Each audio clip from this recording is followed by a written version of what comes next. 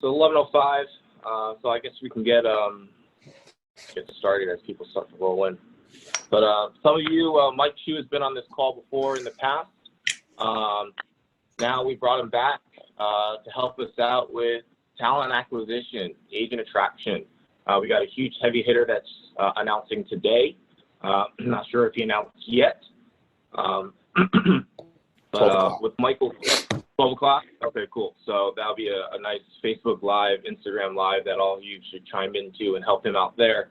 But Mike Chu, I've known him for quite some time now. 10-time national karate champion, multiple 7-figure business owner. And my biggest takeaway from him is how he's built so many organizations up through network marketing. We consider him this business growth expert. And I have him as a coach not only for myself, but I also brought him on for my team. And he's a performance coach. He's like my Tony Robbins in my eyes. He is my Tony Robbins. Someone who I can actually talk to, because with Tony Robbins, it's hard to have that one-on-one. But with Mike Chu, you get him directly. So without further ado, I'll let Mike take it away and elaborate. Stephen, thanks for the intro, man. Good morning, everybody, or good afternoon. It's a pleasure to be here, excited to be here. And it's always a hell of an introduction to be included in the same name as Tony Robbins. So it's my commitment to bring a ton of value here for you guys today, either way. To the mindset part that David was just referring to, with the hundreds of clients that I work with, I've seen a lot of different, and some of you guys might be in the same boat, a lot of different ups and downs based on kind of what we're being exposed to at the moment. How many of you guys have noticed that? Like, you have days where you're like, yeah, Isaac Newton discovered calculus during a quarantine. I can do this. And then you have days where you hear like your aunt lost her job and you compassionately feel for that. And you kind of start to feel like, man, everybody's broke right now, or nobody wants to spend money right now.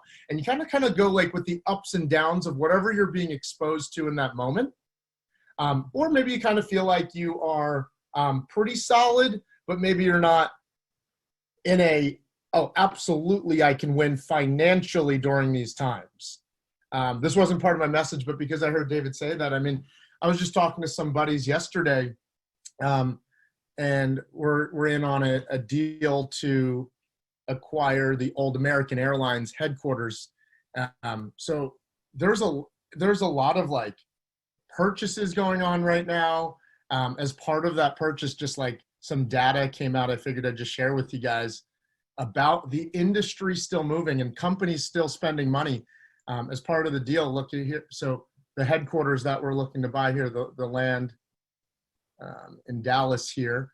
But as part of that, I figured what it was relevant for you guys starting here is look at some of these stats here, right? Like Lockheed Martin in Dallas is still going to hire 700 people, not lay off, hire 700 people despite coronavirus, right? They're still moving forward with manufacturing and they're not shutting anything down. And so I know today's call and my message isn't about mindset in the middle of the pandemic, but because you guys started with that, I just figured I'd share that to feed your minds here on a Monday morning that there are people investing, there are people buying, there are people getting jobs, spending money. And the only difference is learning how to pivot and connect with that, what I would call the 3%. The 3% of the industry during challenging times that are still looking to thrive, are thriving. And I'm going to talk a little bit today how to connect with those types of people right on social media, even if you've never spoken or met them before in person, how to acquire recruits, agents, or how to acquire or connect with even potential leads through social media, even if you've never talked to them before. So let's talk about this a little bit. By a show of hands, and for those of you guys who we're not on the first time that I speak, whenever I speak, especially virtually on Zoom, there's a couple things that this is and a couple things that this is not. I won't just speak at you guys for 45 straight minutes. Okay, so that's not what I'm going to do. I'm going to give you some things that you can actually implement. So have something to take notes with. I also don't just lecture in the sense where I just go through bullet points. There's going to be times where I ask you to raise your hand. I'm going to ask you to take yourself off mute at times, ask questions, give feedback to ensure that the value, the lessons that we're talking about today, you feel confident if you choose to want to use them, you could implement. So you don't walk away today going, all right, Mike shared some good things, and now I want to think about it, right? My hope is that you leave here today going, wow, I think I want to implement a couple of those strategies that I've seen help real estate agents, network marketers, business owners, direct sales leaders over the last 30 days. I just got a text 2 nights ago with Mike, take this as a client win. I just had the largest income day of my entire life. A couple days before that, I got a message from one of my clients, Roman. Not only am I down 18 pounds, not only am I down 15 pounds in the last 18 days, I just had my largest income week of my entire career, right? Or Juan in March, right? I just had my biggest income month of my life in March. Thank you for coaching me through the mindsets to continuing to win during these times. And I can go on with situations like that. So regardless of where you're at right now, my hope is to give you a couple strategies that give you confidence that you can connect with recruits or you can connect with potential leads during challenging times. So with that said, by a show of hands, how many of you use social media at all already to try and drive your business at all, whether it be 5%, whether it be 95%? By a show of hands, how many of you use social media at all? Okay, so most of you that are on camera at least do.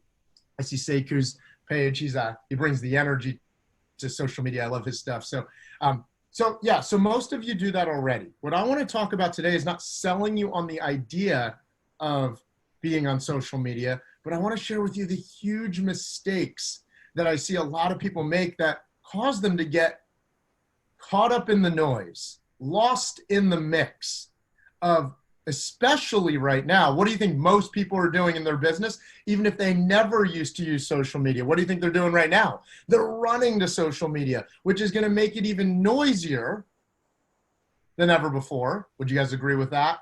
Right? There's going to be even more amateurs posting shit on social media.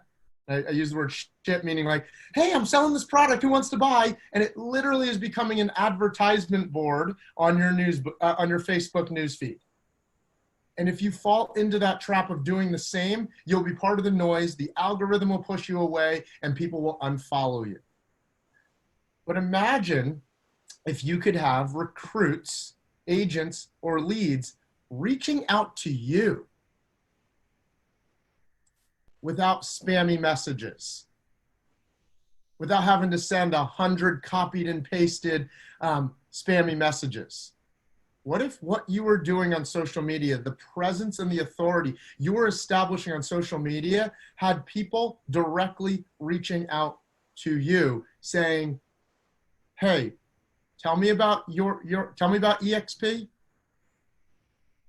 And if you do this the right way, recruiting in your industry should not be about, here's the mistake a lot of people make. They try and convert atheists to Christians. They try and convert atheists to Christians on social media. But if you do this the right way, you should have Christians wanting to change churches coming to you. And I think you guys get what I mean. I'm not talking about religion here, right? Good analogy, though. That is a great analogy. And that is the way to use social media when it comes to recruiting, okay? So just to kind of help you understand a little bit about where I was at, before I ever understood social media online, I used to brag about how few friends I had. I used to limit who I even accepted. I never posted, but I was always on social media. I didn't even have an Instagram, a LinkedIn, or a Snapchat. I still don't really have a Snapchat. And I used to say I would never use social media for my business.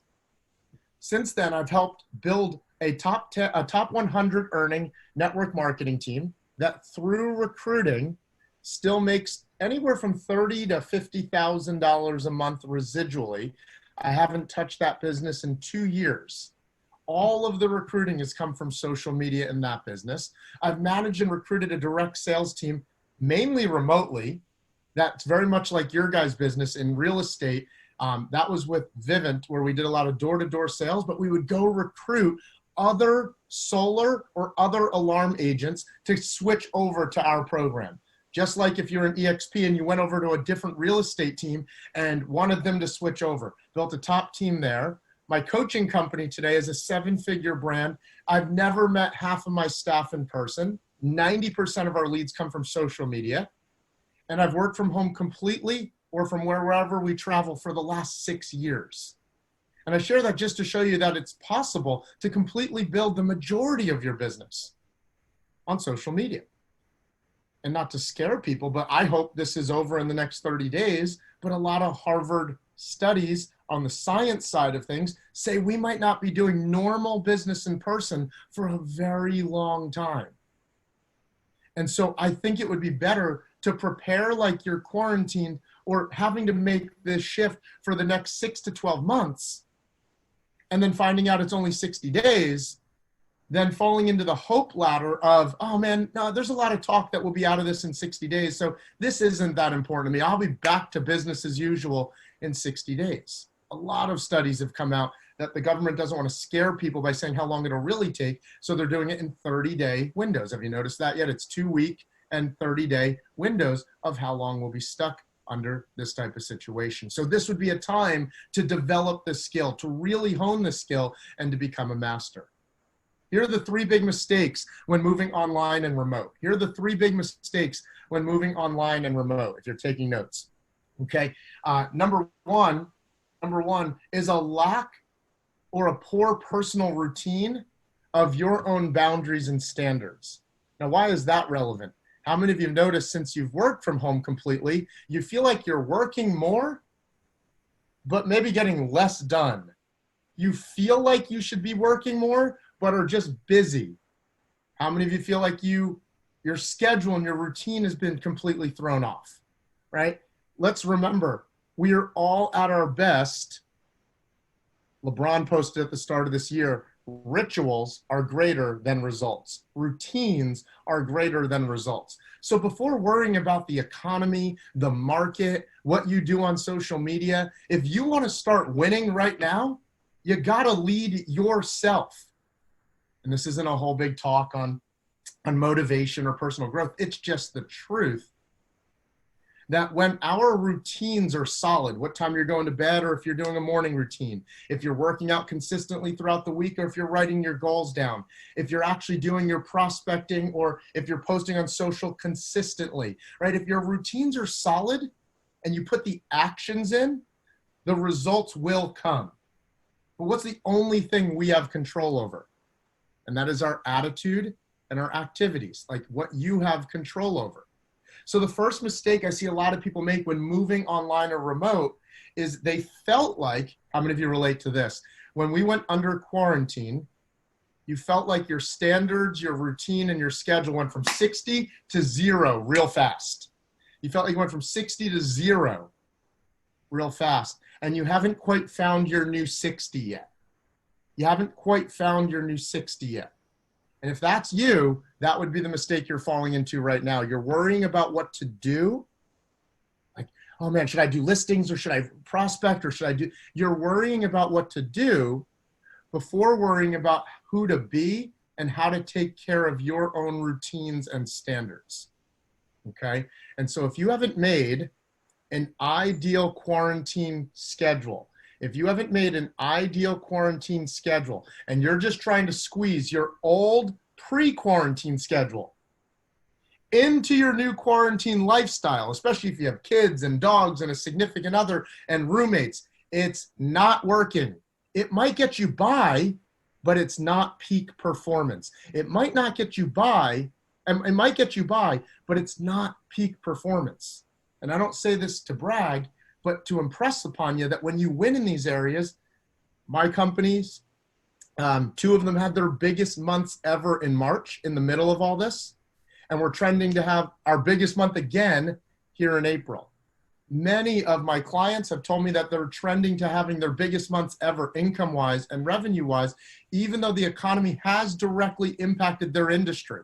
Like most of their competitors, right? Most of their competitors are not doing well right now, but because they're taking care of themselves, they're finding ways to win. They're putting themselves back in a growth mindset and finding ways and attracting abundant levels of success to their life. So take care of yourself first with an ideal quarantine routine. Hey, Mike. Yep. I've been with my coaching clients. I've been saying you guys all work at Netflix and having Blockbuster complaints, right? You're still complaining about old stuff. You've already made the move into the digital world, and you're still locked in the mindset and theory of Blockbuster. So that's just jargon I've been using with my folks. I love it. I love it. It's a great way to